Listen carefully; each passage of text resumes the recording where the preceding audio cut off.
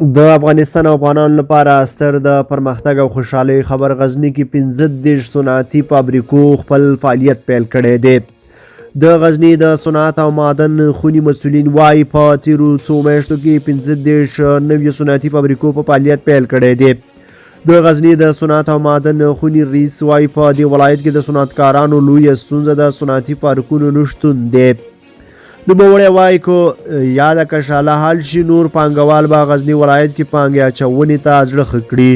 بلخوا د یادو فابریکو مسؤلین وایي خوښ دي چې په دغه ولایت کې زیاتو کسانو ته د کار زمینه برابره کړې ده. دوی زیاتوي که سرپرست حکومت ملاتړ وکړي خپلو تولیداتو ته به نوره هم پراختیا ورکړي.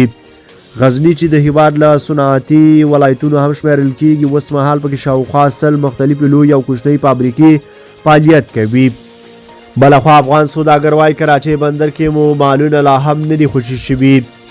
ځینې سوداګر یو ځل بیا له سرپرست حکومت غواړي چې په کراچۍ بندر کې د دوی بند پاتې توکي راخوشي کړي. دوی دغه راز غوښتنه کوي چې د هیواد په بندرونو کې د ترانسپورټ کمیسیون لغوه او په بانکونو کې د ځینو سوداګرو کنګل شوي پیسې راخوشي شي. یو شمېر نور سوداګر بیا له سوداګرۍ او پانګونې خونې او د سوداګرو له ټولنې غواړي چې له دوی سره همکاري وکړي. دا سوداګرۍ او پانګونې خونه بیا ډاډ ورکوي چې هڅې روانې دي څو سوداګرو ته لا زیاتې اسانتیاوې برابرې شي.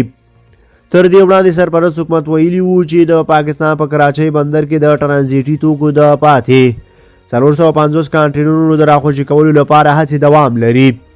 تاسو یې په اړه څه نظر لرئ؟ په دې اړه مو راسره خپل نظریات کمنټ کې شریک کړئ او د لا خپل ویډیوګانو لپاره در سره زموږ یوټیوب چینل سبسکرایب کړئ. له ملتیا مننه چې موږ سره تر بیا ښه وخت ښې چارې